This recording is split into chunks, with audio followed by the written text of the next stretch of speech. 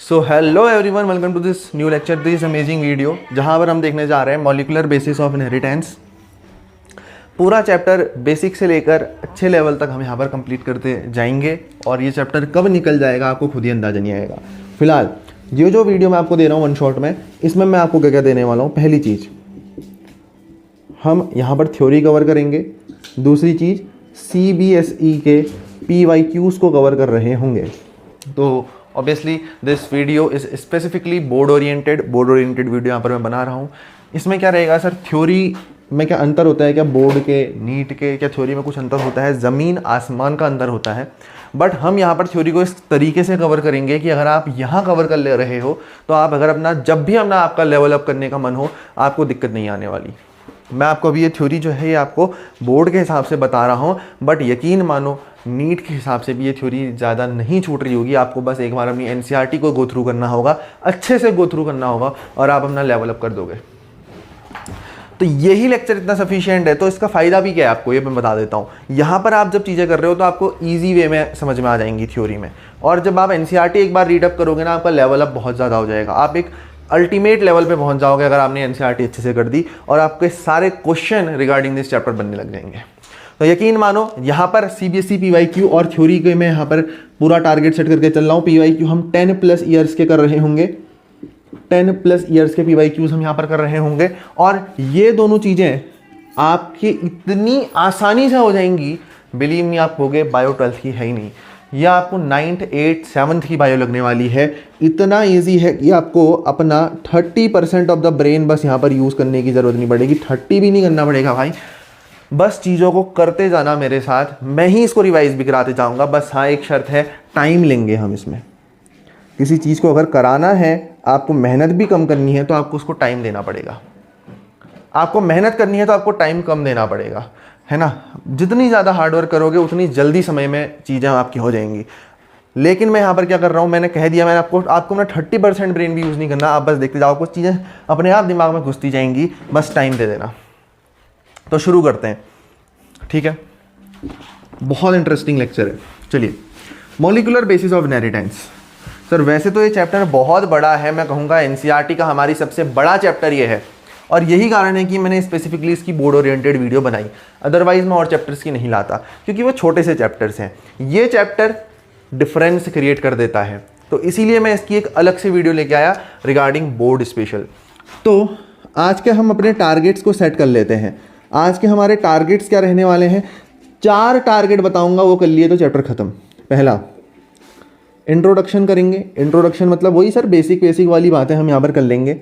दूसरा, DNA को पढ़ेंगे, या फिर यूँ कह लो DNA के स्ट्रक्चर को पढ़ेंगे, ठीक है। तीसरी चीज़ देखो सर, तीसरी चीज़ हम पढ़ेंगे central dogma of molecular biology, या फिर जिसको हम सेंट्रल डॉगमा के नाम से जानते हैं। क्या होता है अभी समझ जाओगे, अब भी समझ जाओगे। चौथी चीज़ हम पढ़ेंगे लैक ऑपरेन। लैक ऑपेरॉन क्या होता है ये आप बाद में ही समझोगे। सेंट्रल डॉगमा तो मैं आपको अभी बता दूंगा कि क्या है, ठीक है। लैक ऑपेरॉन जब आएगा तब हम यहाँ पर इसको कर रहे होंगे। चलिए शुरू करते हैं। जल्दी से टारगेट को नोट डाउन करिए और हम इस चैप्टर को शुरू करते हैं, ठीक है। बट बिफोर डैट मैं यहाँ पर एक बार अपना टेबल भी अरेंज कर लूँ, है ना, ताकि मैं बीच में काफ़ी आसानी से आपको चीज़ें एक्सप्लेन भी करते चलूँ। तो आपको क्या करना है भाई, आपको क्या NCERT लेके बैठने की ज़रूरत है? मैंने आपसे कह दिया ना, आपको NCERT पढ़नी है तो आप पढ़ो, आप एक अल्टीमेट लेवल पे पहुंच जाओगे अगर हमने ढंग से NCERT कर ली। बट फिलहाल के लिए, जब मैं यहाँ पर बात कर रहा हूँ, फिलहाल के लिए आपको NCERT की ज़रूरत नहीं है, क्योंकि मैं बोर्ड ओरिएंटेड बना रहा हूँ। आपको मैं बहुत ज़्यादा स्ट्रेस में नहीं डालना चाहूँगा, सीधी सी बात है। चलिए शुरू करते हैं। इनहेरिटेंस का मॉलिक्यूलर बेसिस हमको समझना है।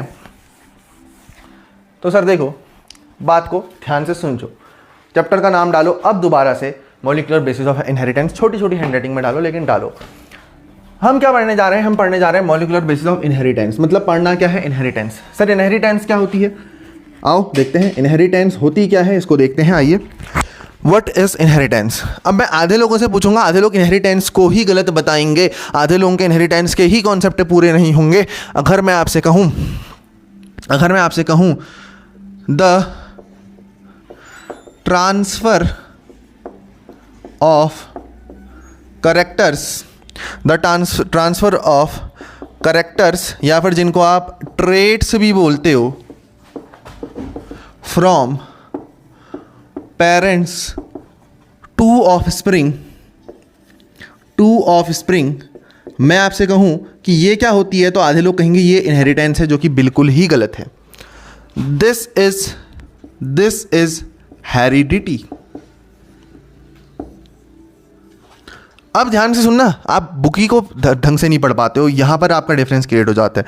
ट्रांसफर ऑफ कैरेक्टर या फिर traits from parents to offspring, इसको आप इनहेरिटेंस नहीं कहोगे, ये हेरिडिटी है। अब अगर मैं ऐसा लिखूं, the process of transfer of characters या फिर traits from parents to offspring. अब अगर मैं इसको कुछ स्पेसिफिकली नाम दूं, स्पेसिफिकली अगर मैं इसको कुछ नाम दूं तो इसको क्या कहूंगा? इसको मैं, यस यू आर राइट, इसको मैं कहूंगा इनहेरिटेंस। सर डिफरेंस कहाँ आया इनहेरिटेंस में हेरिडिटी में? इनहेरिटेंस में और हेरिडिटी में बस एक डिफरेंस आया कि हेरिडिटी बस ट्रांसफर है कैरेक्टर्स का फ्रॉम पेरेंट्स टू ऑफस्प्रिंग, लेकिन इनहेरिटेंस वो ट्रांसफर होने की प्रोसेस है। बस प्रोसेस शब्द का डिफरेंस आया। तो भाई छोटे छोटे डाउट्स, छोटी छोटी चीज़ें क्लियर करते हुए चला करो। कहने का मतलब हेरिडिटी वो प्रोसेस है जब हेरिडिटी ट्रांसफर है कैरेक्टर्स का पेरेंट से ऑफस्प्रिंग में, और वो प्रोसेस जिससे ये हेरिडिटी हो रही है उसको हम इनहेरिटेंस कहते हैं। मतलब हेरिडिटी होने की प्रोसेस उसका नाम क्या है? उसका नाम है सर इनहेरिटेंस। और मैं पहले भी कह चुका हूं heredity is a broad term है, inheritance is a small term. और इसीलिए इनहेरिटेंस को क्या कहा जाता है मेरे भाई? इसीलिए इनहेरिटेंस को बेसिस ऑफ हेरिडिटी कहा जाता है, क्योंकि अगर प्रोसेस ही नहीं होगी तो हेरिडिटी कहाँ से होगी? और इसीलिए inheritance is the basis of heredity, क्योंकि अगर प्रोसेस ही नहीं होगी तो हेरिडिटी होने का कोई चांस ही नहीं होता है। ये सबसे पहली बेसिक चीज कि इनहेरिटेंस क्या है, हेरिडिटी क्या है। Now clear, heredity is the transfer of character, और वो जिस प्रोसेस से हो रहा है उसको हमने इनहेरिटेंस कहा। अब इसका मॉलिक्यूलर बेसिस क्या है? मॉलिक्यूलर बेसिस मतलब ये जो ट्रेट्स ट्रांसफर हो रहे हैं तो ये किस बेसिस पे हो रहे हैं, इसको ट्रांसफर कौन कर रहा है, कौन सा मॉलिक्यूल है, और उस मॉलिक्यूल को हम सब जानते हैं। उस मॉलिक्यूल का नाम क्या है? डीएनए। उस मॉलिक्यूल का नाम क्या है? डीएनए। भाई चैप्टर अब शुरू हो रहा है, अब जो लिखने जा रहा हूँ बहुत बहुत इंपॉर्टेंट है। ये बेसिक चीज़ें थी, अब कुछ भी बकवास नहीं कर रहा, जो है इंपॉर्टेंट है सब बुक में दिया हुआ है, कुछ भी इधर उधर का नहीं है। इस बात का ध्यान में रखना, हर चीज़ को इक्वल इंपॉर्टेंस दे के नोट डाउन करना। अब ये चीज़ तो हो गई, ये चीज़ तो फिर भी बेसिक थी। अब जो लिखने जा रहा हूँ it is very very important, आगे चल के भी काम आएगा चैप्टर में, तो बहुत इंपॉर्टेंट। हमने कहा इनहेरिटेंस को समझा, हेरिडिटी को समझा। इनहेरिटेंस बेसिस ऑफ हेरिडिटी क्यों है? क्योंकि इनहेरिटेंस प्रोसेस है जिससे हेरिडिटी हो रही है, तो inheritance is the basis of heredity. अब मॉलिक्यूलर बेसिस का मतलब क्या है? कौन सा मॉलिक्यूल है जो इनहेरिटेंस करा रहा है, जो ट्रांसफर कर रहा है कैरेक्टर्स को? कैरेक्टर्स किस में स्टोर होते हैं? डीएनए में। सर ये डीएनए ही वो मॉलिक्यूलर बेसिस है, वो मॉलिक्यूल है जिसके बेसिस पे, जिसके आधार पे इनहेरिटेंस हो रही है। क्या बात क्लियर हुई? हाँ सर। अब बात को ज़्यादा ध्यान से देखना, ये डीएनए करता कैसे है, ये सारी चीज़ें उसको हम ज़रा समझ लेते हैं। ये डीएनए ये सारी चीज़ें करता कैसे है उसको ज़रा समझ लेते हैं। अपने पास एक बहुत बड़ा सा सेल है अपना, है ना, ये अपना एक बड़ा सा सेल है। अब इस सेल में क्या है? इस सेल के बीच में एक छोटा सा सेंट्रल पार्ट है, डेट इज़ अवर न्यूक्लियस। बहुत प्यारा सा न्यूक्लियस अपने सेंटर में प्रेजेंट है पहले से। अब इस न्यूक्लियस में क्या होगा? सर इस न्यूक्लियस में हमको पता ही है पहले से कि कुछ चीज़ें पाई जाती हैं, जैसे कि सर न्यूक्लियस में हमने पढ़ा है कि क्रोमोसोम पाए जाते हैं, हमने पढ़ा है डीएनए पाए जाते हैं, हमने पढ़ा है कि क्रोमेटिन पाया जाता है। तो ये सब पाया जाता है कि न्यूक्लियस में? ऐसा कुछ नहीं होता भाई, ऐसा कुछ नहीं होता। ये तुम्हारे फंडे कमज़ोर हैं, फंडे क्लियर करो। कैसे करें सर फंडे क्लियर? क्या कराना चाह रहे हो आप? मैंने कहा देखो ऐसी चीज़ कराऊंगा जो तुमने आज से पहले शायद ही सोची हो, शायद ही कहीं देखी हो, तो उस चीज़ को आप अगर कर लेते हो तो आपके फंडे बहुत क्लियर हो जाएंगे रिगार्डिंग बायोलॉजी, रिगार्डिंग जेनेटिक्स। सब खेल न्यूक्लियस के अंदर डीएनए का है भाई, सब खेल न्यूक्लियस के अंदर किसका है भाई? डीएनए का है। ये डीएनए हमारा कैसा है, डबल स्टैंडर्ड है सर। कैसे होता है डीएनए सर, ये ऐसे इस तरीके का ना एक डबल हेलिकल स्ट्रक्चर होता है, डबल स्टैंडर्ड हेलिकल स्ट्रक्चर। कैसा जाता है, 5 प्राइम टू 3 प्राइम और 5 प्राइम टू 3 प्राइम। ठीक है, समझ लोगे, आगे आगे और अच्छे से समझ लोगे। ये अपना डीएनए है। अब ध्यान से सुनना, ये डीएनए 2 फॉर्म में रह सकता है। हो सकता है ये डीएनए न्यूक्लियस के अंदर अच्छे से रह रहा हो, कॉइल्ड एंड कंडेंस्ड फॉर्म में रह रहा हो, है ना। हो सकता है कि ये जो डीएनए है ये न्यूक्लियस के अंदर कॉइल्ड एंड कंडेंस्ड फॉर्म में रह रहा हो। और दूसरी चीज़ एक और है कि हो सकता है ये न्यूक्लियस के अंदर स्कैटर्ड फॉर्म में रह रहा हो, स्कैटर्ड फॉर्म में रह रहा हो। अगर कॉइल्ड एंड कंडेंस्ड फॉर्म में रहेगा, अगर कॉइल्ड एंड कंडेंस्ड फॉर्म में रहेगा तो उसी को क्रोमोसोम बोलते हैं, क्रोमोसोम बोलते हैं। डीएनए का कॉइल्ड एंड कंडेंस्ड स्ट्रक्चर जो है वही क्रोमोसोम है। और अगर स्कैटर्ड फॉर्म में रह रहा होगा मेरे भाई तो उसी को अपन क्या बोलते हैं, उसी को अपन क्रोमेटिन बोलते हैं। अगर डीएनए ऐसे ही पड़ा हुआ है ये, तो ये क्रोमेटिन है। कॉइल्ड एंड कंडेंस्ड फॉर्म में है तो वो अपना क्रोमोसोम है। सारी चीज़ न्यूक्लियस से शुरू हुई, न्यूक्लियस के अंदर डीएनए था, DNA coiled and condensed form में तो क्रोमोसोम, स्कैटर्ड फॉर्म में तो क्रोमेटिन। अब अगर इसी की आप एक एक यूनिट ले लो, मतलब सर डीएनए के अंदर तो जीन है, डीएनए की फंक्शनल यूनिट जीन है, तो ये क्रोमोसोम भी बन रहा है तो क्रोमोसोम के अंदर भी क्या है, जीन है भाई। क्रोमेटिन भी बन रहा है तो क्रोमेटिन के अंदर भी क्या है, जीन है भाई। तो फंक्शनल यूनिट इसीलिए है ये, क्योंकि इन दोनों के अंदर एक्चुअली है क्या, जीन ही है। तो gene is the functional unit of DNA, functional unit of DNA. अब जरा ध्यान से देख मेरे भाई बात को, मैं आपको क्रोमोसोम बताता हूँ। आपने इतना समझ लिया ना कि डीएनए है न्यूक्लियस के अंदर, अगर वो कॉइल्ड एंड कंडेंस्ड फॉर्म में है तो क्रोमोसोम है। सर कॉइल्ड एंड कंडेंस्ड कब होता है, जब डीएनए पैक हो जाता है। जब डीएनए अच्छे तरीके से पैक हो जाता है, जब डीएनए अच्छे तरीके से पैक हो जाता है तो वो क्रोमोसोम की फॉर्म में अरेंज हो जाता है। और हमने क्रोमोसोम ऐसे बनाए नहीं है सर, हम तो क्रोमोसोम को अलग ढंग से पढ़ते हैं। मैंने कहा वैसी ढंग से पढ़ लेते हैं, मैंने कहा उसी ढंग से पढ़ लेते हैं, तो कोई दिक्कत नहीं है। आपने कहा कि हमने आज तक ऐसा क्रोमोसोम देखा ही नहीं, हमने जो आज तक क्रोमोसोम देखा है वो कुछ अलग तरीके का दिखता है। मैंने कहा कैसा दिखता है, आपने कहा सर ऐसा दिखता है, बीच में एक छोटा छोटा सा सेंट्रोमेयर होता है और ऊपर इस तरीके से ये फूल वूल बनाते हैं हम, तो ये होता है क्रोमोसोम। मैंने कहा कोई दिक्कत नहीं है इस क्रोमोसोम में, यह आपका बिल्कुल सही क्रोमोसोम है, लिखाइए ऊपर क्रोमोसोम। ठीक है, तो दोबारा क्या लिखूं, और इस तरीके से इसके अंदर कुछ छोटा छोटा छोटा छोटा आप बनाते रहते हो। ये क्या बनाते हो सर, ये आप जीन बना रहे हो, ये आप जीन बना रहे हो। तो क्या बात क्लियर हो गई, क्या सारा कंफ्यूजन क्लियर हो गया? हाँ सर हो गया, हाँ सर क्लियर हो गया। सर न्यूक्लियस है, न्यूक्लियस के अंदर इतनी सारी चीजें नहीं है जितना हम सोचते हैं। न्यूक्लियस के अंदर अपने को जो मेन काम है वो किससे है, डीएनए से। हो सकता है ये DNA coiled and condensed form में हो सकता है ये डीएनए स्कैटर्ड फॉर्म में है। स्कैटर्ड फॉर्म में है तो अपने को काम ही नहीं है, भूल जाओ।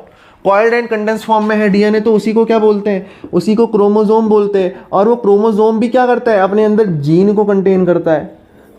तो इतनी चीजें तो थी नहीं जितनी हम कॉम्प्लेक्स बना देते हैं। अपना तो सिंपल सा काम था, अपन ने वो सीख लिया। क्या बातें क्लियर हुई? हाँ सर हुई। तो अब भाई जरा ध्यान से सीखो, न्यूक्लियस के अंदर अल्टीमेटली है क्या, जीन ही तो है ना। सर ये न्यूक्लियस था, सर न्यूक्लियस के अंदर आपने कहा डीएनए था। सर डीएनए हमने कॉइल्ड एंड कंडेंस्ड फॉर्म ही पढ़नी है तो हम सीधे क्या लिख देते हैं, क्रोमोसोम में बना। सर क्रोमोसोम में कैसे बना sir, coiled and condensed form में, कॉइल्ड एंड कंडेंस्ड फॉर्म में, इसको लिख लेना। ठीक है, कॉइल्ड एंड कंडेंस्ड फॉर्म में क्रोमोसोम में बना, और क्रोमोसोम के अंदर भी क्या है, जीन है। तो अल्टीमेटली क्या है, न्यूक्लियस के अंदर जीन है। तो मैं सीधे जीन दिखा दूं क्या यहाँ? हाँ सर दिखा दो, हाँ सर दिखा दो। तो भाई एक्चुअली होता कुछ ऐसा है, होता कुछ ऐसा है कि जीन हमारे यहाँ प्रेजेंट होंगे इस तरीके से। क्रोमोसोम हमारे न्यूक्लियस में प्रेजेंट हैं, इस तरीके के क्रोमोसोम हमारे न्यूक्लियस में प्रेजेंट है और इनके अंदर जीन भरे पड़े हैं, जीन भरे पड़े हैं। तो होता क्या है सर, होता क्या है वो बताओ। हमने कहा ये क्रोमोसोम है तो कुछ नहीं, ये क्रोमोसोम क्या है कि डीएनए कुछ अच्छे तरीके से पैक हो गया है। ये डीएनए कुछ अच्छी तरीके से पैक हो गया है इस तरीके से, तो ये क्रोमोसोम बना है। और डीएनए होता कैसा है, 5 prime to 3 prime, 5 prime to 3 prime. तो सर होता क्या है कि डीएनए अच्छे तरीके से पैक हुआ तो इस तरीके का क्रोमोसोम दिखता है। ये क्रोमोसोम को मैंने डीएनए की फॉर्म में अच्छे से लिख दिया कि डीएनए जब अच्छे तरीके से पैक हो जाता है वही तो अपना क्या है, क्रोमोसोम है। डीएनए को हम ऐसे ही दिखाते हैं और क्रोमोसोम को भी आप खोल के देखोगे तो अल्टीमेटली है तो वो डीएनए। तो इस डीएनए की एक छोटी सी यूनिट मैंने ले ली और वो यूनिट क्या थी, वो यूनिट थी जीन। काम तो यही कर रहा है। अब क्या होगा सर, ये जो जीन है ये जीन एक प्रोसेस करता है जिसको हम बोलते हैं ट्रांसक्रिप्शन। क्या बोलते हैं, ट्रांसक्रिप्शन। सर ट्रांसक्रिप्शन मतलब क्या होता है, अभी बताता हूं। जीन जब ट्रांसक्रिप्शन करता है तो ये एमआरएनए को फॉर्म करता है। क्या बनाता है, एमआरएनए बनाता है। और ये एमआरएनए फिर ट्रांसलेशन शो करता है। ये एमआरएनए फिर ट्रांसलेशन शो करता है और ट्रांसलेशन शो करके ये क्या बना देता है, ये प्रोटीन बनाता है। Protein is the chain of amino acids. Protein amino acid से मिलके बने होते हैं कुछ इस तरीके से। ये एक प्रोटीन है, समझ में आ रही है बात। प्रोटीन सारे अमाइनो एसिड से मिलके बने होते हैं। एक एक अमाइनो एसिड ऐसे मिलते जाएगा तो क्या बनाएगा, प्रोटीन बनाएगा। सर अब मेरी बात ध्यान से सुन। तूने इतना समझ लिया, जीन ट्रांसक्रिप्शन करता है एमआरएनए, एमआरएनए ट्रांसलेशन करता है, प्रोटीन बनाता है। क्या इतना क्लियर है? हाँ सर क्लियर है। मैंने कहा लिख ले और चीज़ें भूल जा। कोई दिक्कत नहीं, ठीक है, कोई भी दिक्कत नहीं है। अब मेरी बात को ध्यान से सुनना। अपने पास मॉलिक्यूलर बेसिस ऑफ इनहेरिटेंस में वैसे तो अपना तो डीएनए है, अपने पास तो डीएनए है, कुछ वायरसेस के पास आरएनए भी है। तो अल्टीमेटली हमको इस चैप्टर में पढ़ने होते हैं न्यूक्लिक एसिड्स। क्या पढ़ने हैं मेरे भाई, न्यूक्लिक एसिड्स पढ़ने हैं। न्यूक्लिक एसिड्स दो हो सकते हैं, डीएनए और आरएनए। तो न्यूक्लिक एसिड्स दो टाइप के हो सकते हैं, हो सकता है वो डीएनए हो सकता है जो मेरा न्यूक्लिक एसिड है वो आरएनए हो। तो अब इस केस में हमको क्या करना है, दोनों को पढ़ना है यहाँ। तो डीएनए मतलब डीऑक्सीराइबोज न्यूक्लिक एसिड, आरएनए मतलब राइबो न्यूक्लिक एसिड। तो डीऑक्सीराइबोज न्यूक्लिक एसिड और ये क्या है, ये है सर राइबो न्यूक्लिक एसिड, है ना। डीऑक्सीराइबो होता है, राइबोज नहीं होता। तो deoxyribo nucleic acid and ribo nucleic acid, ये डीएनए और आरएनए का फुल फॉर्म है। अब मेरी बात आप ध्यान से सुनेंगे। हमारे पास कुछ नाइट्रोजन बेसेस होते हैं। क्या होते हैं, कैसे होते हैं, आगे बताऊंगा। बट फिलहाल आपको इतना जानने की ज़रूरत है कि हमारे पास कुछ नाइट्रोजन बेसेस हैं। कितने हैं सर, 4 हैं। कौन से, ATGC। कितने नाइट्रोजन बेस हैं, ATGC। मेरे साथ बोलो ATGC, याद कर लो कितने नाइट्रोजन बेसेस हैं, ATGC। ये ऐसे याद हो जाते हैं, कोई दिक्कत नहीं आती। कैसे होते हैं सर याद, देखो, या फिर ऐसे भी ध्यान में रख सकते हो, आलू गोभी काट दो, ATGC, है ना, ATGC। तो क्या होता है कि A-T के बीच में डबल बॉन्ड होता है। A हमेशा T के साथ ही जुड़ता है और उसके बीच में डबल बॉन्ड होता है। G हमेशा C के साथ ही जुड़ता है और उसके बीच में ट्रिपल बॉन्ड होता है। ये आपको क्या ध्यान में रहेगा, तो इसको आपको इसी फॉर्म में याद करना है, ATGC। ये T के साथ ही क्यों जुड़ता है, ये C के साथ ही क्यों जुड़ता है, ये सब हम आगे पढ़ेंगे। आपको क्या ध्यान में रखना है, ATGC अपने पास 4 होते हैं। ATGC, A मतलब होता है सर एडिनिन, T मतलब होता है सर थाइमीन, G मतलब होता है सर ग्वानिन और C मतलब होता है सर साइटोसिन।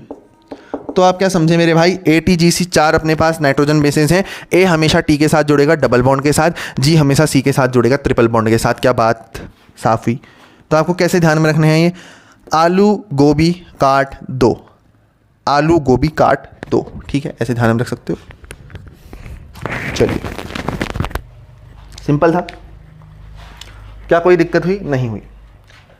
नाइट्रोजन बेसिस ठीक है सर, क्लियर हो गई। अब बात को मेरे जरा ध्यान से सुनना। अब यही नाइट्रोजन बेसेस प्रेजेंट होते हैं डीएनए में और आरएनए में। तो जब आप बात करोगे डीएनए की, तो डीएनए में कौन से नाइट्रोजन बेसेस प्रेजेंट हैं? सर देखो, एटीजीसी आपको ध्यान में रख लिए ना आपने, तो यार एक और ध्यान में रख लो प्यारा प्यारा सा, ये सिर्फ आरएनए के लिए है। ये किसके लिए है? आरएनए के लिए। आरएनए बेचारा बुरा मान जाएगा ऐसा नहीं करा तो, उसके लिए हम ध्यान में रखेंगे यूरेसिल। क्या? यूरेसिल ध्यान में रख देंगे बस। क्या ध्यान में रख दोगे? यूरेसिल ध्यान में रख दोगे। क्या मेरी बात समझ में आ रही है? यूरेसिल ध्यान में रख दोगे। क्या होता है यूरेसिल? अभी समझ जाओगे, बस छोटी सी बात है, ठीक है। चलिए, डीएनए अपना किससे मिलके बना होता है? अब ये नाइट्रोजन बेसिस आपके सामने है ना भाई, तो तुक्का लगाना शुरू करो, क्या पता कोई लग जाए।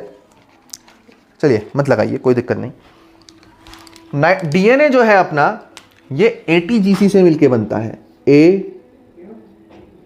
ATGC मतलब adenine, thymine, guanine and cytosine. ये जब मिलेंगे तो डीएनए बनेगा। दूसरी चीज देखो भाई, दूसरी चीज क्या है सर? दूसरी चीज है आरएनए। डीएनए हो गया है और आरएनए हो गया है। आरएनए भी ऐसे ही बनता है। क्या कहा? आरएनए भी ऐसे ही बनता है। कैसे सर? ATGC। बस डिफरेंस क्या है ना, ध्यान से देख, यहां पर यूरेसिल लिखाया था आरएनए के लिए स्पेशल, बिल्कुल। तो सर ये यूरेसिल ये टी को खा जाता है, ये यूरेसिल ना ये टी को खा जाता है, और यहां पर AU लग जाता है, तो ये AUGC से मिलके बनता है। किससे मिलके बनता है? AUGC। डिफरेंस कहाँ है? ATGC और AUGC, ऊपर और नीचे दोनों जगह A है सर, दोनों जगह G है सर, दोनों जगह C है सर। डिफरेंस कहाँ आया मेरे भाई? सर डिफरेंस आया T और U में। डीएनए बनता है ATGC से और आरएनए बनता है AUGC से। आरएनए बनता है AUGC से, तो ये T और U का डिफरेंस है। T for thymine, U for uracil. क्या बात क्लियर हो रही है? हाँ सर हो रही है। क्या आप इतना समझे? क्या आप इतना समझे? डीएनए एटीजीसी से बनता है, आरएनए एयूजीसी से मिलता है, ठीक है। और ये तो मैंने आपको बता ही दिया कि ए हमेशा टी से जुड़ेगा डबल बॉन्ड के साथ, जी हमेशा सी से जुड़ेगा ट्रिपल बॉन्ड के साथ। इस वाले को भूल भी जाते हो तो आगे एक बार और आने वाला है, ठीक है, इसमें दिक्कत नहीं है, बस इतना ध्यान में रख लो। एटीजीसी 4 नाइट्रोजन बेस होते हैं, A for adenine, T for thymine, G for guanine, C for cytosine, और आरएनए के लिए एक और ध्यान में रखना है, यू फॉर यूरेसिल। कोई दिक्कत इसमें? क्या दिक्कत सर, सिंपल सी बातें बता रहे हो, उसमें फिर दिक्कत पूछ रहे हो? नहीं है तो बहुत बढ़िया भाई, बहुत बढ़िया। अब हम समझने जा रहे हैं सेंट्रल डॉगमा, जो हम टॉपिक पढ़ने जा रहे हैं ना इस चैप्टर में, एक्चुअली अपने को खेलना ही उसके साथ है, सेंट्रल डॉगमा के साथ। तो देखो भाई अपने पास है क्या? अपने पास है सर डीएनए।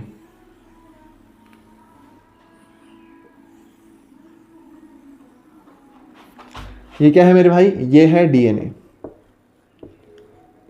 तो डीएनए में एक छोटा सा पार्ट मैं यहां से कट आउट कर लेता हूं डीएनए का। तो इतना सा पार्ट मैंने निकाल लिया डीएनए का। तो डीएनए का एक छोटा सा सेगमेंट जो फर्दर चल के आरएनए बनाता है और जो बाद में फिर प्रोटीन बनाता है, उसको जीन कहते हैं। Coding segment of DNA are called as gene. लिख लो, जीन होता क्या है? Gene is actually nothing but it is the coding segment of DNA. मतलब ऐसे ही बहुत सारे जीन जब कोड करे होंगे तो अपना डीएनए बना होगा। ऐसे ही जीन मिलते गए तो एक बड़ा सा डीएनए बन गया। ये कुछ ऐसा है कि ये है ना मेरे पास, ठीक है, ये इससे जुड़ा, ये इससे जुड़ा, तो इस तरीके से एक लंबी सी चेन डीएनए बन गई। अब gene is the coding segment of DNA, और वो ही डीएनए जब कॉइल्ड एंड कंडेंस हो जाता है तो वो क्रोमोसोम बन जाता है। इसमें कोई भी नई बात नहीं है, ये हमने समझ रखा है, ठीक है। ये एक्चुअली बेसिक है पुराने चैप्टर के, बट मेरे को यहाँ बताने पड़ने हैं तो उतना मज़ा नहीं आ रहा, बट फिर भी ठीक है, हम करेंगे इनको, यहाँ बेसिक भी हम कवर कर रहे हैं, है ना। लेकिन इस चैप्टर में भी ये आना है तो रिवीजन वैसे भी बनता है इसका, है ना। तो ऐसा नहीं है कि कुछ अलग से है, बुक के अंदर आपका है सब चीज़। तो जीन क्या करेगा भाई? जीन करेगा, पहले हमने कहा क्या सर? ट्रांसक्रिप्शन। ध्यान से सुनना, कुछ भी नहीं रटना पड़ेगा, कुछ भी नहीं रटना पड़ेगा। ट्रांसक्रिप्शन मतलब ट्रांसक्रिप्ट कर रहा है, मतलब थोड़ा सा चेंज हो रहा है। और क्या बना रहा है कहा मैंने सर, mRNA। ये जो mRNA है भाई, ये क्या था ऊपर वाला, ध्यान में रखना। हाँ, ये अपना क्या था, DNA था ऊपर, ध्यान से सुनना। और फिर ये जो mRNA है ये क्या शो कर रहा है, ये ट्रांसलेशन शो कर रहा है। और ट्रांसलेशन शो करके क्या बना रहा है, प्रोटीन बना रहा है, प्रोटीन बना रहा है, वर्क करने वाला बंदा बना रहा है। काम कौन करेगा, प्रोटीन। और प्रोटीन बहुत सारे अमाइनो एसिड से जुड़ के बना होता है। प्रोटीन का मोनोमर कौन, अमाइनो एसिड्स। तो भाई ध्यान से देख, अब तेरे को कुछ नहीं रटना पड़ेगा, अब तेरे को चीज़ें ऐसी क्लियर हो जाएंगी।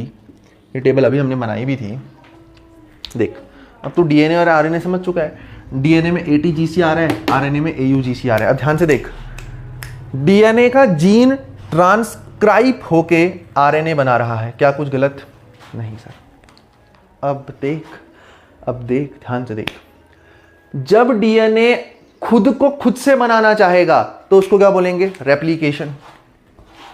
मतलब डीएनए घूम के डीएनए ही बना रहा है, डीएनए ने खुद को खुद ही बना दिया तो इसको क्या बोला,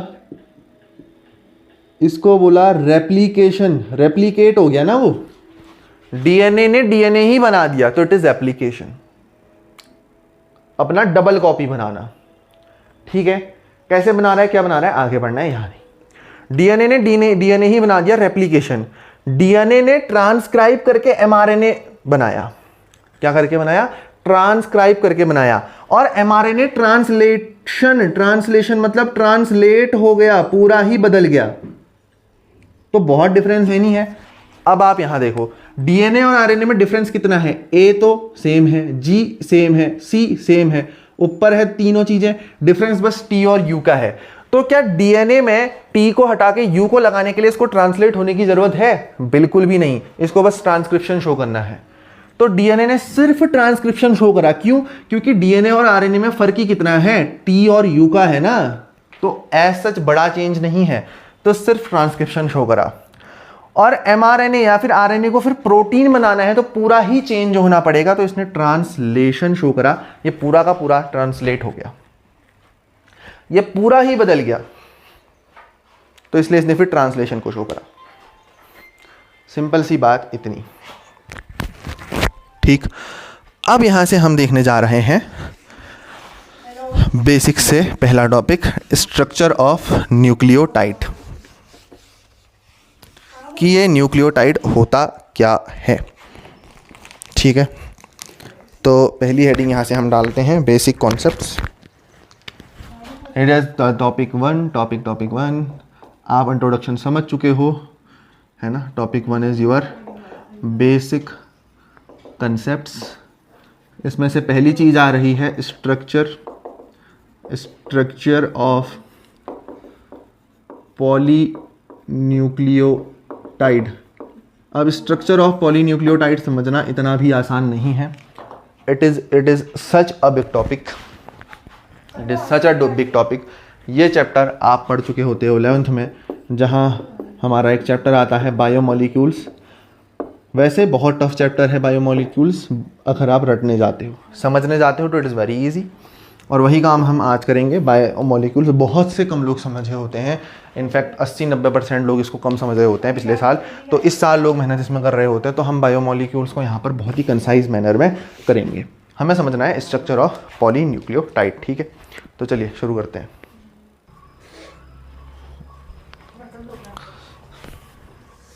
चलिए, तो हम द टॉपिक नंबर 1, जहाँ पर हम समझ रहे थे बेसिक कॉन्सेप्ट्स, और यहाँ पर हम समझ रहे थे स्ट्रक्चर ऑफ पॉलीन्यूक्लियोटाइड। जितनी ज़्यादा रंग बिरंगी पेन हो पाए ले लेना, क्योंकि ये चैप्टर ही उस टाइप का है।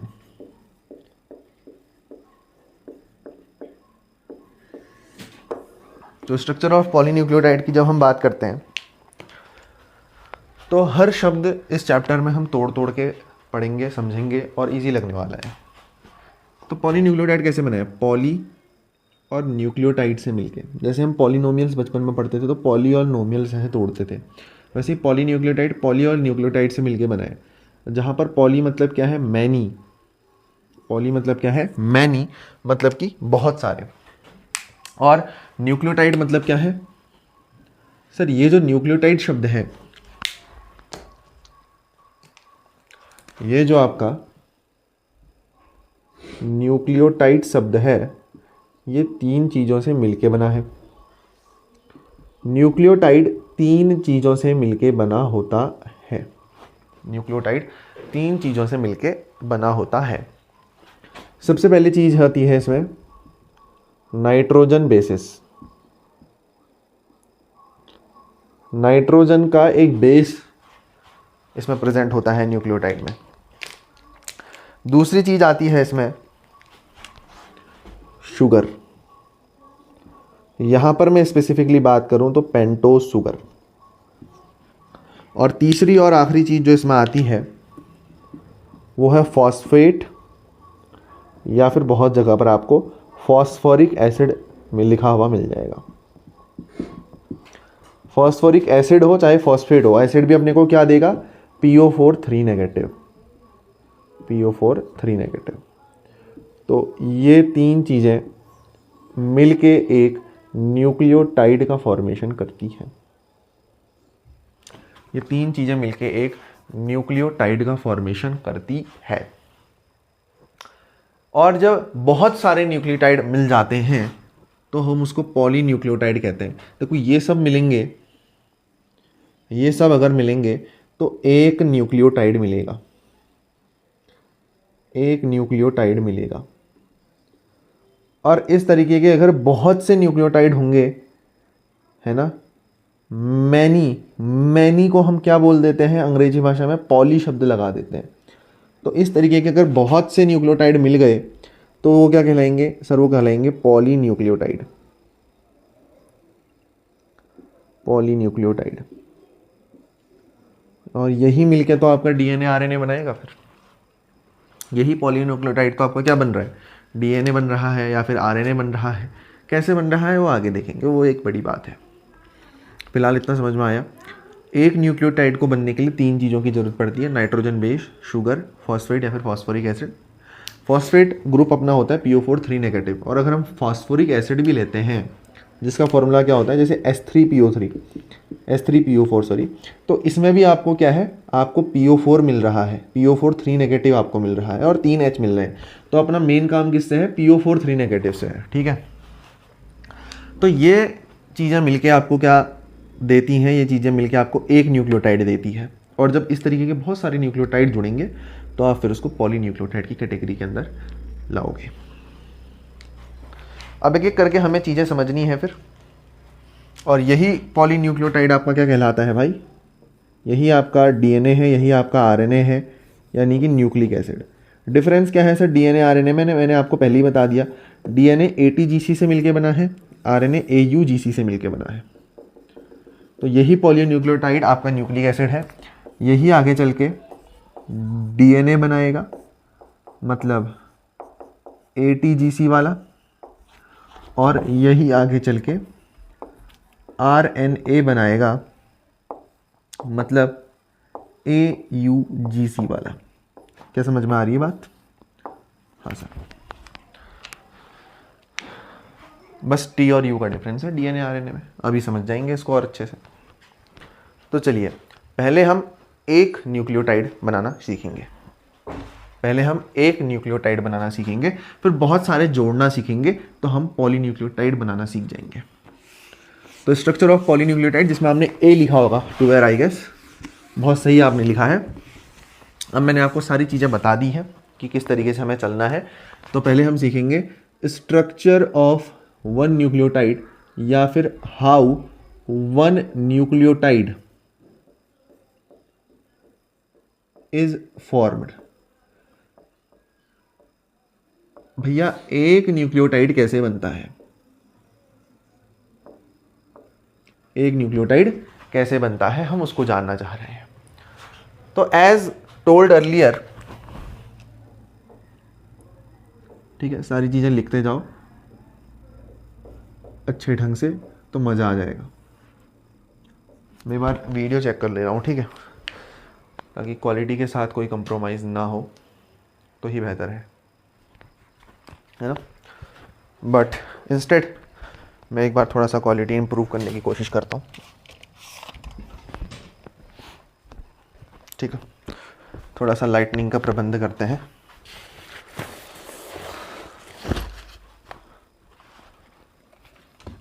ताकि वीडियो अपनी ख़राब ना बने।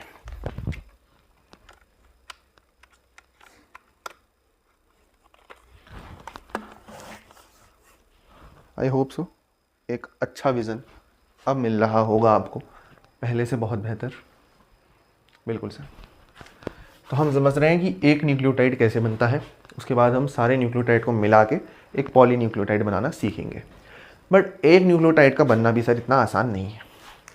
एज टोल्ड अर्लियर कि एक न्यूक्लियोटाइड जो है, one nucleotide is made up of following three things। एक न्यूक्लियोटाइड निम्नलिखित या फिर निम्न 3 चीज़ों का बना होता है, अगर शुद्ध हिंदी में आपको बताना चाहूँ सॉरी, ठीक है। अभी से हम थोड़ा सा सीरियस मूड में इसको पढ़ रहे हैं ना, और ज़रूरी भी है। तो 3 चीज़ों का एक न्यूक्लियोटाइड बना होता है। ऑब्वियसली मैंने आपको ये बता दिया है। पहली चीज़ नाइट्रोजन बेसिस। भाई इसका ना एक चार्ट टाइप का ही लिख लो आप, कॉपी के दोनों मन नहीं यूज़ करके, बड़ा फ़ायदे में रहोगे। दूसरी चीज़ शुगर। अब मेरे भाई मैं आपको बताते भी जा रहा हूँ कि यहाँ पर हम पेंटोज शुगर का यूज़ कर रहे हैं। नाइट्रोजन बेस हो गया, शुगर हो गया, और तीसरी चीज़ फॉस्फोरिक एसिड ना लिखते हुए मैं सिर्फ फॉस्फेट लिखता हूँ ताकि आप कंफ्यूज ना करो। और फॉस्फेट ग्रुप होता है PO4 3 नेगेटिव। देखो भाई, न्यूक्लियोटाइड बनाना सीखोगे, बट पहले इन चीज़ों को तो समझो। पता चल रहा है तुमको यही चीज़ नहीं पता है, तुम कैसे बना लोगे हैं पॉलीन्यूक्लियोटाइड? अभी इतना नहीं जाना आगे, ठीक है। तो पहले हम इन चीज़ों को समझते हैं। आई होप आपने इतना नोट कर लिया हो, कोई बड़ी बात नहीं है। मैंने कहा फॉलोइंग 3 थिंग्स का बना होता है। अब ये जो 3 चीज़ें हैं मैं इन्हीं को यहाँ पर लिख देता हूँ बहुत अच्छे ढंग से। पहला है मेरे भाई नाइट्रोजन बेसिस। दूसरा जो आपने कहा था सर वो थी शुगर, और शुगर में भी आप नाम दे रहे थे मेरे को पेंटओस। और तीसरा और आखिरी जो आपने बताया सर वो है फॉस्फेट ग्रुप, जिसको हम रिप्रेजेंट करते हैं PO4 3 नेगेटिव से। बहुत डिटेलिंग है इस चैप्टर में। So it is not a piece of cake कि आपने उठाया और खा लिया, ठीक है।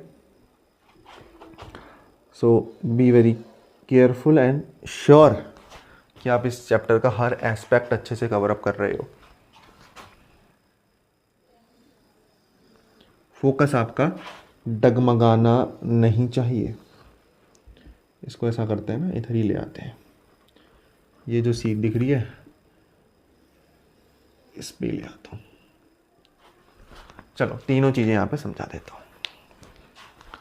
चलिए भाई, सबसे पहले शुरू करते हैं नाइट्रोजन बेसिस के साथ। नाइट्रोजन बेस अपने पास 2 होते हैं। कितने हैं भाई? 2 नाइट्रोजन बेस हैं। ऊपर का मिटा दूं क्या? हाँ सर, ये मिटा देता हूँ, खाली बीच बीच में आ रहा है, अच्छा नहीं लग रहा है ना। देखो भाई, एक जो अपना पहली चीज़ है नाइट्रोजन बेस, उसमें 2 बेसेस हो सकते हैं अपने पास, 2 बेस हो सकते हैं टोटल, जिसमें से एक का नाम है प्यूरीन। एक का नाम क्या है सर? प्यूरीन। और दूसरे का नाम है पिरिमिडीन। प्यूरीन और पिरिमिडीन।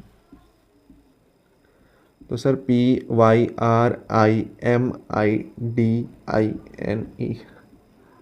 पिरिमिडीन। तो मेरे भाई हमारे पास दो नाइट्रोजन बेसेस हैं यहाँ पर, प्यूरीन और पिरिमिडीन। ध्यान से सुनेंगे, दोनों ही रिंग होती हैं। क्या होती हैं? दोनों ही रिंग होती हैं। प्यूरीन जो है ये 9 मेंबर्ड रिंग होती है, हाँ सर, और पिरिमिडीन जो है ये एक 6 मेंबर्ड रिंग होती है। ठीक है सर, प्यूरीन 9 मेंबर्ड रिंग होती है और पिरिमिडीन 6 मेंबर्ड रिंग होती है। सर क्या है, कैसे है? मैंने कहा आओ दिखा देते हैं आपको। मैंने कहा टोटल अपने पास 2 नाइट्रोजन बेसेस हैं जो यहां पर काम के हैं। पहला हमने कहा उसमें से है प्यूरीन, प्यूरीन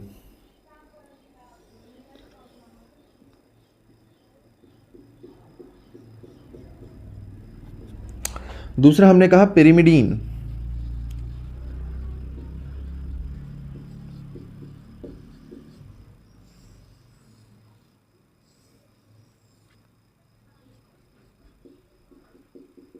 तो जरा बातों पे गौर फरमाइएगा। अभी मैंने कहा कि ये जो प्यूरीन है कितने मेंबर्ड है भाई? ये 9 मेंबर्ड रिंग है ऑब्वियसली। और ये जो पिरिमिडीन है, पिरिमिडीन ये कितना है? ये 6 मेंबर्ड रिंग है। तो अगर मैं आपसे कहूँ सर 9 मेंबर्ड रिंग बनाओ तो कैसे बनाओगे? वो बेवकूफ़ पंती नहीं करनी होती कि हम मैथ्स में करते थे। कैसा सर? 1 2 3 4 5 6 7 ऐसा नहीं करना होता यार। ऑक्टागन, ये हेप्टागन, ये थोड़ी बना रहे हैं ना। सुनो बात को ध्यान सुनो, दोनों में ही साइक्लोहेक्सेन बनना है। साइक्लोहेक्सेन जानते हो ना? देखो ये जो स्ट्रक्चर है अपनी प्यारी सी केमिस्ट्री में, ये किसका है? बेंजीन का है। बेंजीन के इस गोले को हटा दो या फिर बेंजीन के अंदर के बॉन्ड को हटा दो, जो बच रहा है वो अपना साइक्लोहेक्सेन है। तो सीधी सीधी बात, ठीक है? मेरे को केमिस्ट्री में थोड़ी में घुसाना हो रहा है कोई यहाँ। तो प्यूरीन में एक साइक्लोहेक्सेन बनेगा। सिर्फ पिरिमिडीन में भी साइक्लोहेक्सेन बनेगा। अब आप मेरी बात को ध्यान से सुनेंगे। पिरिमिडीन में 6 मेंबर्ड रिंग है, तो कितने मेंबर हो गए? 1 2 3 4 5 6, ये तो पूरा हो गया। प्यूरीन लेकिन 9 मेंबर्ड रिंग है। अभी कितने मेंबर हो रहे हैं? 1 2 3 4 5 6, 9 होने चाहिए। तो सर 7 कर लिया, 8 कर लिया, 9 कर लिया और ज्वाइन कर लिया। देखो 9 मेंबर्ड है, हो गया सर, बिल्कुल हो गया भाई मेरे। देखो यहाँ से अगर आप शुरू कर रहे हो तो कार्बन 1 ये है, कार्बन 2 ये है, कार्बन नंबर 3 ये है, कार्बन नंबर 4 ये है, कार्बन नंबर 5 ये बॉन्ड लाइन से रिप्रेजेंट किया है ना, बॉन्ड लाइन रिप्रेजेंटेशन जो काम केमिस्ट्री में आता है। ये कार्बन नंबर 6 है, ये कार्बन नंबर 7 है, ये कार्बन नंबर 8 है और ये कार्बन नंबर 9 है। आई होप कि क्लियर विजिबिलिटी इसमें होगी। ये पहला कार्बन, ये दूसरा कार्बन, ये तीसरा, ये चौथा, ये पाँचवा, ये छठवां, ये सातवां, ये आठवां, ये नौवां, इस तरीके से 9 कार्बन है। इधर देख लो, ये पहला कार्बन, ये दूसरा कार्बन, ये तीसरा कार्बन, ये चौथा कार्बन, ये पाँचवा कार्बन, ये छठवां कार्बन, तो 6 मेंबर्ड रिंग है। क्या बात क्लियर हो रही है? हाँ सर, इतना हमको समझ में आ गया। अब इसमें बार बार हमको इसमें बहुत ज़्यादा घुसने की ज़रूरत नहीं है ना, इतना ऐसे लिखने की ज़रूरत नहीं है सर। एटलीस्ट ये लिख के बेइज्जती मत मारो। तो मैंने कहा कोई दिक्कत नहीं, लिख के हम डायग्राम भी ख़राब नहीं करते। और बेइज्जती है भाई इतना भी अगर बार बार लिखना पड़े तो, है ना। ऊपर लिखा है 9 मेंबर्ड रिंग और आपको दिख रहा है, तो बार बार लिखने की कोई आवश्यकता नहीं। अब सर प्यूरीन में कौन आएगा और पिरिमिडीन में कौन आएगा? मैंने कहा नाइट्रोजन बेसेस आपके पास 4 हैं। मैंने आपको बताया था ना पहले, मैंने क्या कहा? ATGC अपने पास है, प्लस RNA के लिए एक यूरेसिल भी आप ध्यान में रख लो। मैंने कुछ ऐसा कहा था क्या? हाँ सर आपने कहा था, हमें याद है। ATGCU, बस इतने ही नाइट्रोजन बेस अपने पास होते हैं। क्या मैंने कुछ गलत कहा? नहीं सर, नहीं सर, आपने कहा ATGCU अपने पास ये ही नाइट्रोजन बेसिस हैं। तो आप बता दो अब किसमें क्या आने वाला है। तो मैंने कहा पहले आपको प्यूरीन लिखना है, फिर आपको पिरिमिडीन लिखना है। सर आप ये भी सीक्वेंस याद करें, याद मत करो, प्यूरीन में कम अक्षर है, PURINE, पिरिमिडीन बहुत लंबा है, PYRIMIDINE।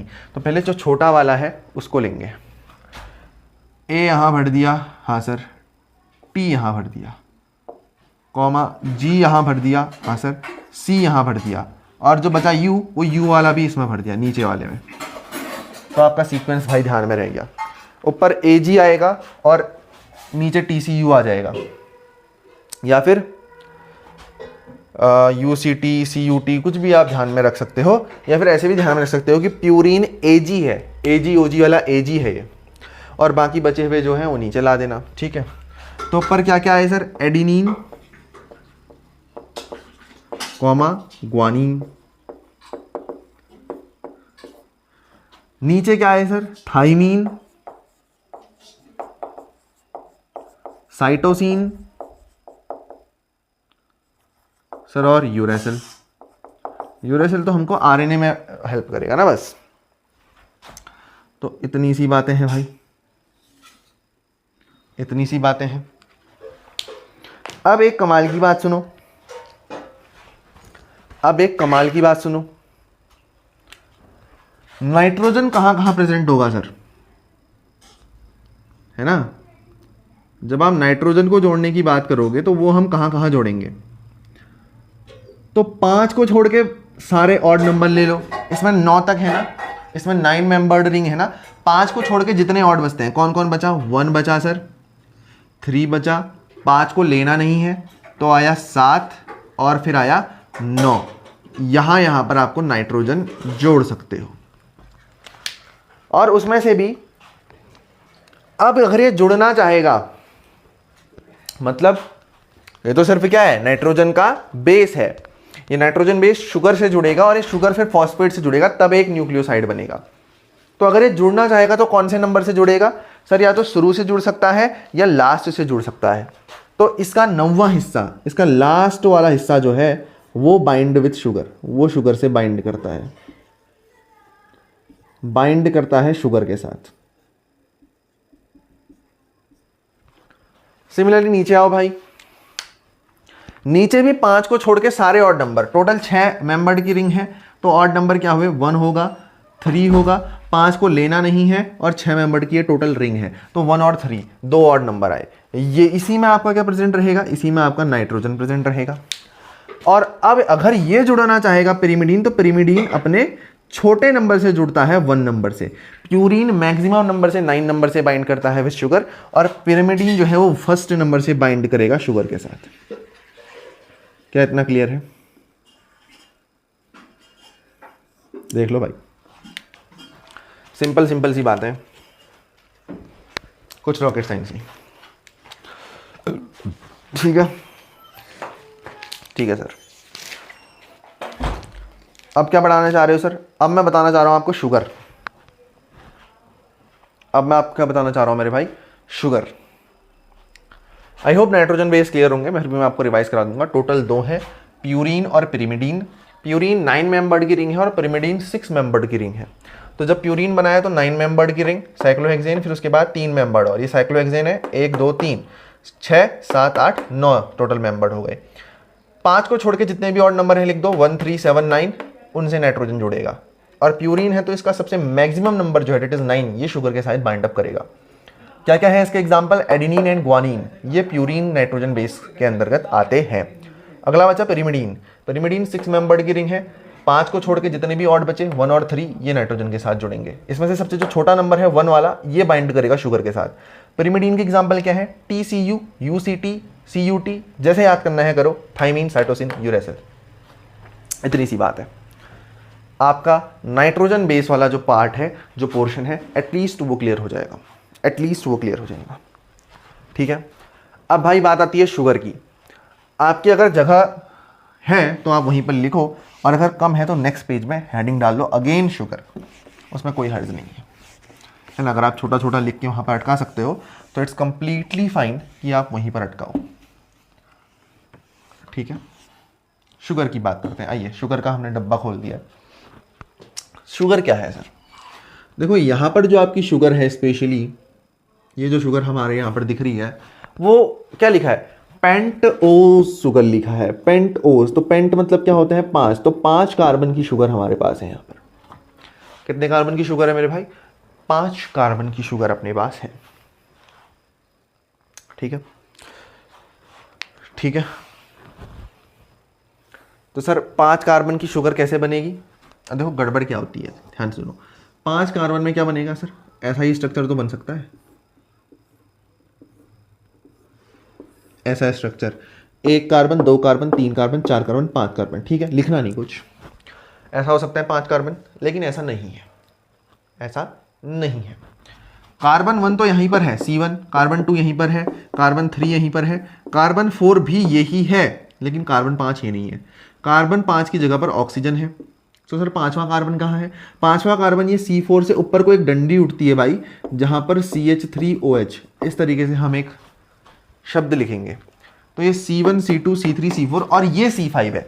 C5 की जगह पर यहाँ पर O है। तो आपको जब भी शुगर बनानी है तो इस बात का खासा ध्यान रखना पड़ेगा। अगेन एक और गलती बताता हूं, आप लोग क्या करते हो, आप लोग एक पेंटागन बनाते हो। पेंटागन नहीं बनाना होता। शुगर है, यहां पर बीच बीच में इस तरीके से डंडियां उठती हैं, इस तरीके से हम डंडियां लगाएंगे, यहाँ ये बॉन्ड्स बनाएंगे हम यहाँ पर, है ना। तो बॉन्ड्स बनाएंगे तो आपको स्ट्रक्चर कुछ ऐसा बनाना है, ये तो आएगा ही। इसको थोड़ा सा टेढ़ा लाना है। देखो ये स्लोप बनाया आपने, ऑक्सीजन हटा देता हूं मैं फिलहाल के लिए, ये आपने स्लोप बनाया, फिर आपको डंडी को अंदर को लाना है ऐसे, ठीक है, बहुत ज़्यादा भी नहीं मतलब, बट ठीक ठाक अमाउंट में, इस तरीके से, इस तरीके से आपको बनाना है। ठीक है, समझ रहे हो ना, ये डायमंड कट आनी चाहिए। तो ये भी आपको गलती नहीं करनी है, ताकि आपका अच्छा दिखे, सुंदर दिखे डायग्राम। ठीक है, ऑल द एंड बात यही है। तो बनाना सीखते हैं फिर शुगर। पेंटोज शुगर है, और पेंटोज में भी हमने को यहाँ पर क्या पढ़नी है मेरे भाई, राइबोज शुगर पढ़नी है। राइबोज शुगर का स्टडी करना है। सर राइबोज शुगर ने ही क्या बिगाड़ा है, उसी को क्यों स्टडी करेंगे हम, हमें तो कुछ और शुगर भी पढ़नी थी। हमने कहा देखो आपके पास न्यूक्लिक एसिड के नाम पे, न्यूक्लिक एसिड मतलब वो एसिड जो किससे बन रहे हैं, न्यूक्लियोटाइड की लंबी सी चेन से, जो पॉलीन्यूक्लियोटाइड से बन रहे हैं, वही तो हम पढ़ रहे हैं ना, उसी के लिए तो इतनी मेहनत चल रही है। तो उससे 2 ही न्यूक्लिक एसिड बन रहे हैं, DNA और RNA, जो हमको यहाँ पढ़ने हैं। DNA का फुल फॉर्म क्या है मेरे भाई, डीऑक्सीराइबोस, डीऑक्सीराइबोस न्यूक्लिक एसिड, और RNA का है राइबो न्यूक्लिक एसिड।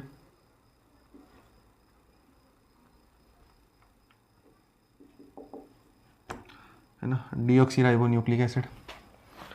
तो मैं थोड़ा सा तोड़ के लिखता हूं इसके नाम को, तो ये बनेगा राइबो न्यूक्लिक एसिड। अब दोनों में अगर आप देख पा रहे हो तो ध्यान से देखो, DNA की जो शुगर है और RNA की जो शुगर है, आप उसमें कंपैरिजन कर पाओगे। RNA में राइबो शुगर है, राइबो, राइबो बोले तो राइबोज शुगर है, राइबो बोले तो राइबोज शुगर है RNA में। और DNA में क्या है, राइबो तो आ रहा है, ध्यान से देखो, राइबो तो आ रहा है, मतलब इसमें राइबोज शुगर है, लेकिन उसके आगे डीऑक्सी, डीऑक्सी, डीऑक्सी, डीऑक्सी मतलब डी मतलब डिलीट, ऑक्सी मतलब ऑक्सीजन। तो राइबोज शुगर में से आपको एक ऑक्सीजन को माइनस करना है, वो DNA में प्रेजेंट है। ठीक है, फील दिलाएंगे भाई, पूरा फील दिलाया जाएगा, there is nothing to worry about. मैं क्या कह रहा हूं आपसे, ध्यान से देखो, ऊपर RNA में राइबो लिखा है, राइबो मतलब राइबोज शुगर, नीचे DNA में भी राइबो आ रहा है, इसका मतलब भी राइबोज शुगर है, मतलब DNA में राइबोज शुगर है। अब यहां वाले शब्द पर फोकस करो, डीऑक्सी, डी मतलब होता है, डी मतलब होता है डिलीट कर देना,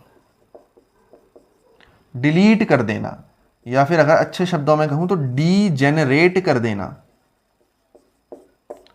ऑक्सी मतलब ऑक्सीजन को, तो ऑक्सीजन को डिलीट, डीजेनरेट कर देना, किससे, राइबोज शुगर से, किससे, राइबोज शुगर से। तो टोटल कंक्लूजन क्या मिलता है सर, टोटल कंक्लूजन ये मिलता है कि राइबोज शुगर से, राइबोज शुगर से हम माइनस कर देंगे ऑक्सीजन को, कितने ऑक्सीजन को, एक ऑक्सीजन को, ज्यादा की जरूरत नहीं है।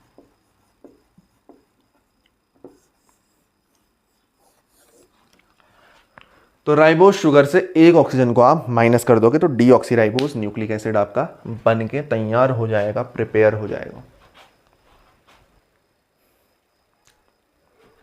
कैसे करना है, क्या करना है, समझेंगे, फिलहाल इतना समझ गए। हाँ सर, राइबोज से एक ऑक्सीजन हटाओगे तो डीएनए की शुगर, राइबोज शुगर रहने दोगे तो आरएनए की शुगर तो है ही वो। ठीक है, चलिए फिर भाई पढ़ेंगे आगे।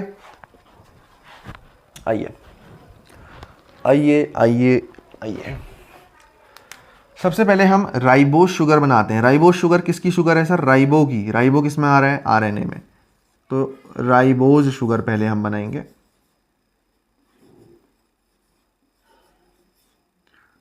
ठीक है भाई, किसकी शुगर है ये, आरएनए की। नाउ आरएनए का स्ट्रक्चर कैसा है,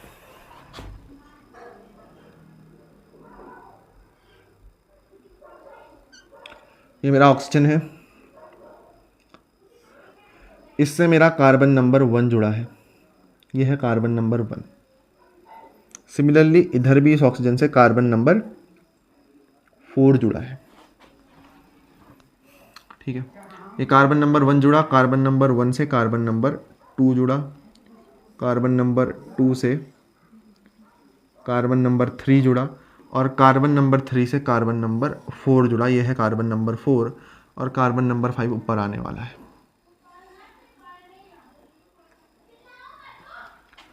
इतना क्या क्लियर है। तो ये है मेरा पहला कार्बन C1, इसको कह देता हूँ। ये है दूसरा कार्बन C2, इसको कह देता हूँ। ये है तीसरा कार्बन C3, इसको बोल देता हूँ। ये C4 है ना। आई होप कि ये क्लियर होते हो।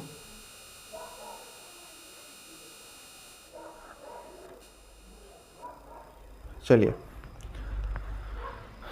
तो ये C4 तक हम पहुंच गए हैं। ये अपना कार्बन नंबर 4 है, ये अपना कार्बन नंबर 3 है, ये कार्बन नंबर 2, ये कार्बन नंबर 5। अब इनमें भी क्या है, बॉन्ड्स जुड़े हुए हैं भाई, बॉन्ड्स जुड़े हुए हैं। किस तरीके से सर, इस तरीके से एक बॉन्ड पूरा, एक ऊपर है एक नीचे है। ऐसा हो क्यों रहा है सर, हमें समझ में नहीं आ रहा है स्ट्रक्चर। मैंने कहा आपको कुछ नहीं करना। आपको क्या पता है कि कार्बन की वैलेंसी 4 होती है? क्या आपको पता है कि कार्बन टेट्रावैलेंट होता है? हाँ सर, ये तो पता है, कैसी बात कर रहे हो। तो वही चीज़ है, इस कार्बन पे आप फोकस करो। इसने एक बॉन्ड अपना ऑक्सीजन के साथ पूरा किया है, हाँ सर। दूसरा बॉन्ड दूसरे कार्बन के साथ पूरा किया है, हाँ सर। 2 बॉन्ड तो बच गए ना, तो इसका एक बॉन्ड ऊपर और एक बॉन्ड नीचे। क्या बात समझ में आई? हाँ सर। सिमिलरली इस कार्बन में फोकस करो। इसने एक बॉन्ड अपना C1 के साथ बनाया है, एक बॉन्ड C3 के साथ बनाया है। 2 वैलेंसी तो और बच गई ना, तो एक वैलेंसी ऊपर को दिखाई और एक वैलेंसी नीचे को दिखाई। ठीक है, अब शेप ऐसा क्यों आ रहा है? फिर आप जाओ केमिस्ट्री में केमिकल बॉन्डिंग वाले चैप्टर में VACPR पढ़ो। क्या बात क्लियर हो रही है? C3 में देखो, ये कार्बन ने एक बॉन्ड अपना C2 के साथ बनाया है और एक बॉन्ड C4 के साथ बनाया है, तो 2 बॉन्ड खाली बच गए ना, तो एक बॉन्ड ऊपर और एक बॉन्ड नीचे। C4 में जाओ, 2 बॉन्ड इसके भी बच गए। इसने क्या बिगाड़ा है? एक इसने ऑक्सीजन के साथ बनाया, एक कार्बन नंबर 3 के साथ बनाया। क्या बात क्लियर हो रही है भाई? इतना डिटेल में कोई नहीं जाएगा, इतना डिटेल में कोई नहीं जाएगा। सीधी बात है, लिख के दे बोल सकता हूँ, समझना बात को। और किस तरीके से फिर इसमें बॉन्ड अटैच होते हैं? ऊपर होता है H, नीचे होता है OH। ऊपर H, नीचे OH, ऊपर H, नीचे OH। सर जी, ये HOH तो आप ला रहे हो, ये जो आप स्ट्रक्चर बना रहे हो ये ऐसा कैसे है? इसके लिए आप बायोमोलिक्यूल में जाओ। लेकिन सीधी सी बात है, जो जिस चीज़ का स्ट्रक्चर है वो उस चीज़ का स्ट्रक्चर है, आप उसको चेंज तो नहीं कर सकते ना, आप उसको चेंज तो नहीं कर सकते। आप हर चीज़ का स्ट्रक्चर थोड़ी में जान जाओगे, आप बस थ्योरीज पढ़ के उसका स्ट्रक्चर प्रिडिक्ट करोगे। स्ट्रक्चर तो उसका होना ही वैसा था, आपने तो बस बाद में उसको देख लिया कि हाँ ऐसा ही होना था, हमारी थ्योरी ने भी यही बोला है। स्ट्रक्चर तो उसका होना ही वैसा था।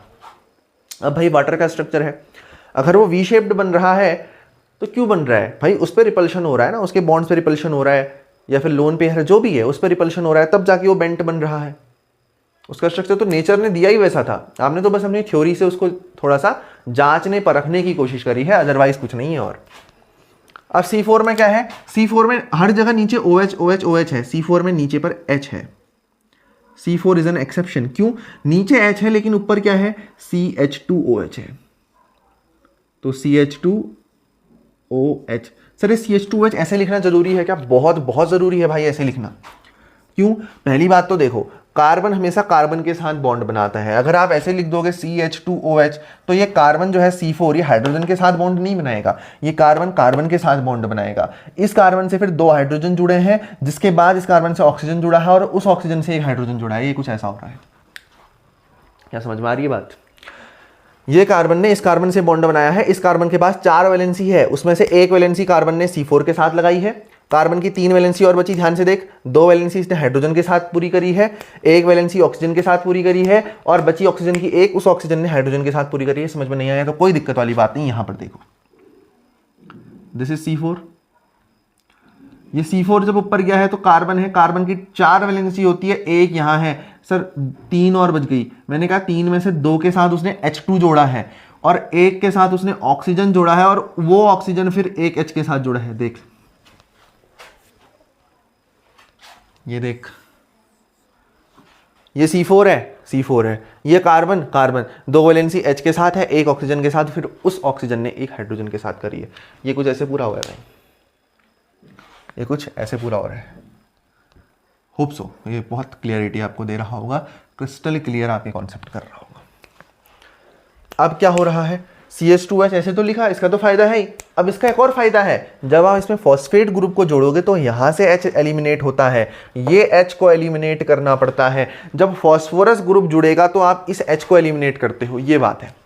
अब ये क्या है, this is our ribose sugar. ये किसकी शुगर है, ये है RNA की शुगर। अब मुझे डीऑक्सीराइबोज शुगर बनानी है, ठीक है, कार्बन टेट्रावैलेंट होता है भाई, सबको पता चल गया, हल्ला हो गया, बात खत्म करो। अब मेरे को डीऑक्सीराइबोज शुगर बनानी है, इट इज राइबोज शुगर। अब मुझे क्या बनानी है, डीऑक्सीराइबोज, डीऑक्सीराइबोज शुगर। अब डीऑक्सीराइबोज शुगर कैसे बनेगी, आओ भाई देख लेते हैं। डी मतलब डीजनरेट, डिलीट करना, ऑक्सी मतलब ऑक्सीजन, राइबोज मतलब राइबोज शुगर से एक ऑक्सीजन को डिलीट कर देना। क्या बात चमक रही है? हाँ सर, हाँ सर। मैंने कहा इस पे ध्यान दे, C2 वाली पोजीशन पे मैंने एक ऑक्सीजन को पकड़ लिया जिसको मैं डिलीट करना चाह रहा हूं, और सेम स्ट्रक्चर ड्रॉ कर दो भाई, सेम स्ट्रक्चर, कुछ भी दिमाग नहीं लगाना। ये C1 आएगा, ये C2 आएगा, ये C3 आएगा, ये C4 आएगा, इससे फिर C5 जोड़ेंगे, तो जोड़ देते हैं। सॉरी वेट अ मिनट,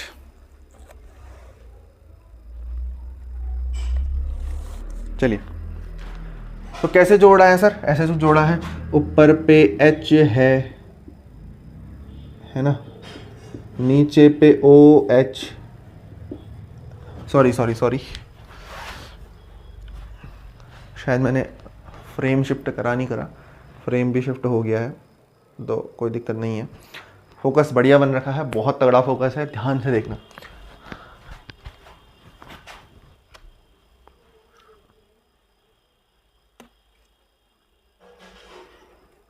ठीक है, just a minute, just a minute.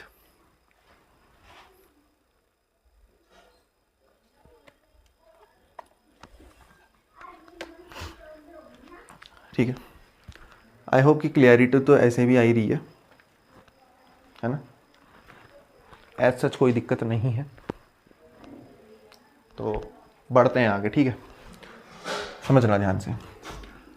HOH HOH, नीचे पर H, ऊपर पे CH2OH।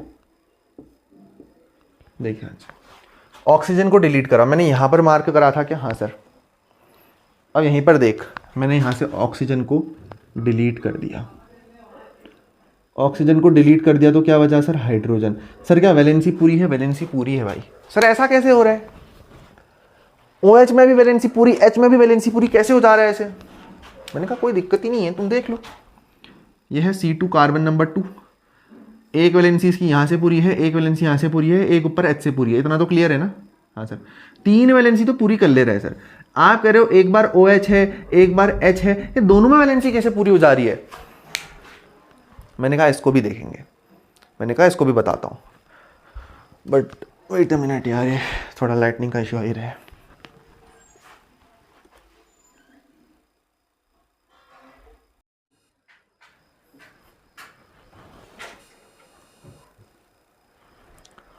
तो डीऑक्सीराइबोस शुगर के लिए हमने क्या करा, हमने H लगा दिया।